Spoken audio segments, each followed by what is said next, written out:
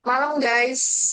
Aku ngajak kalian buat meet hari ini pengen bahas terkait gimana sih menganalisis aktivitas operasi di dalam laporan keuangan. Jadi, menurut kalian gimana nih? Nah, aku sendiri sering dengar eh, bahwa laba-laba dalam laporan keuangan itu bisa aja nggak mencerminkan kondisi sebenarnya. Kenapa sih bisa gitu ya? Nah, pertanyaan yang bagus tuh, laba bersih yang kita lihat di laporan laba rugi menggunakan metode akuntansi akrual, bukan berbasis kas. Artinya, pendapatan bisa diakui sebelum uangnya benar-benar diterima, dan beban bisa dicatat sebelum benar-benar dibayarkan. Wah, jadi sebagai investor, harus lebih hati-hati ya dalam melihat angka laba perusahaan.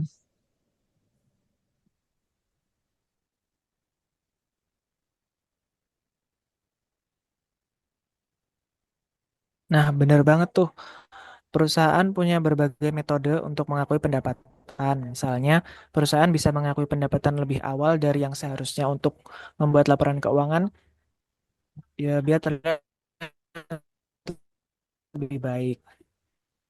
Nah, dan disinilah kita sebagai auditor harus memastikan apakah metode yang digunakan sesuai dengan standar akuntansi. Kalau ada pengakuan pendapatan yang agresif, itu bisa jadi tanda-tanda manipulasi laporan keuangan.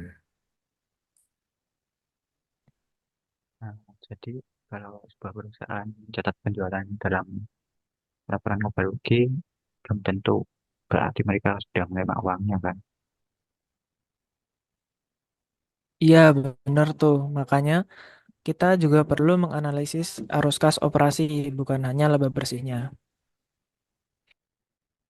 Eh, Selain pengakuan pendapatan kan ada juga nih item yang tidak berulang dalam laporan keuangan. Itu maksudnya gimana sih?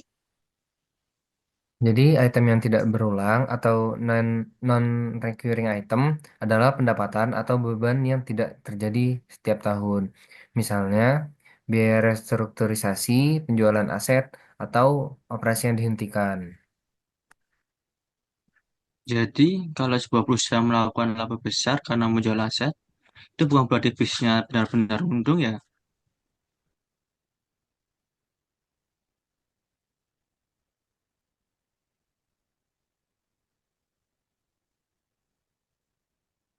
Nah, betul sekali tuh.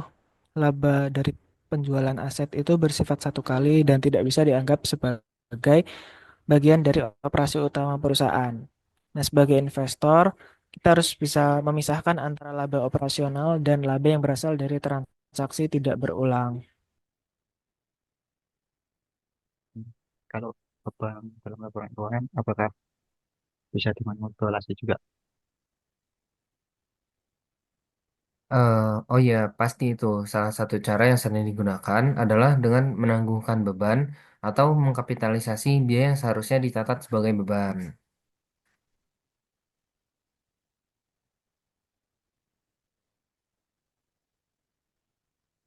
Misalnya, sebuah perusahaan teknologi, misalnya sebuah perusahaan teknologi menghabiskan uang yang banyak untuk penelitian dan perkembangan atau R&D. Jika mereka mencatat biaya itu sebagai aset, bukan sebagai beban, maka laba mereka terlihat besar di tahun ini, meskipun sebenarnya ada biaya besar yang mereka keluar. Wah, kalau begitu, harus mengecek apakah perusahaan memiliki banyak beban tanggungan simulasi berinvestasi ya. Nah, bisa jadi tuh. Selain itu kan ada juga nih faktor lain yang mempengaruhi laporan laba rugi, kayak misal opsi saham sama biaya bunga. Itu menurut kalian gimana?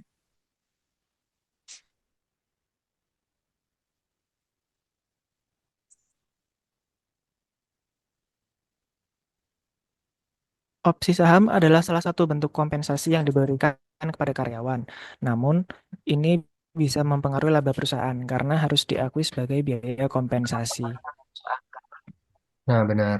Ada banyak tuh perusahaan yang mengeluarkan opsi saham kepada karyawan dan kalau nggak dihitung dengan benar bisa membuat laba terlihat lebih tinggi dari yang sebenarnya. Lalu gimana dengan biaya bunga itu sendiri? Biaya bunga juga bisa mempengaruhi laba. Jika sebuah perusahaan memiliki banyak utang,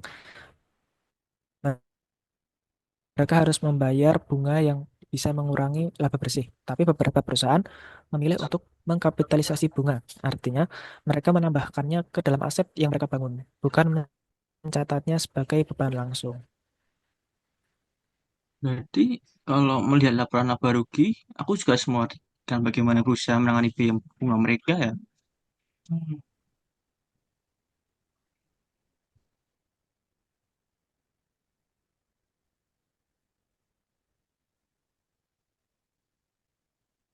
Tepat sekali, kalau perusahaan terus-menerus mengkapitalisasi bunga dalam jumlah besar, itu bisa jadi tanda bahwa laba mereka terlalu tinggi dengan kondisi sebenarnya.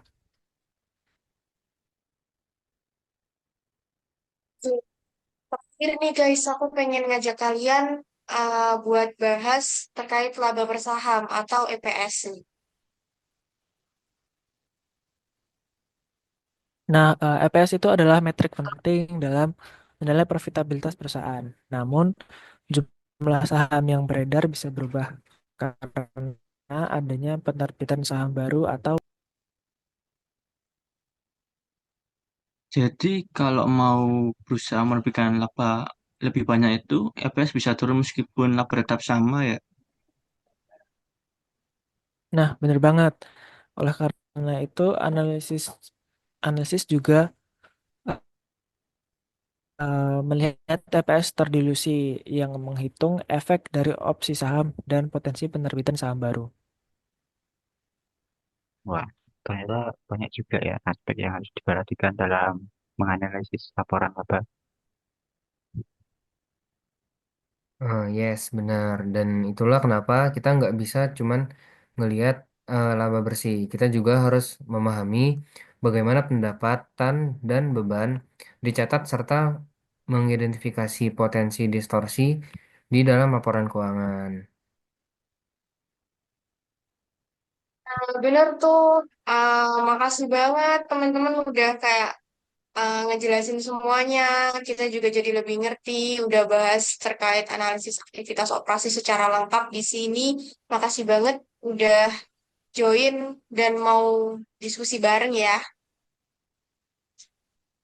Ya, ini sungguh benar mengganggu kewawasanku, utama bagi investor seperti aku ini. Aku juga lebih paham bagaimana membaca laporan keuangan dengan lebih kritis.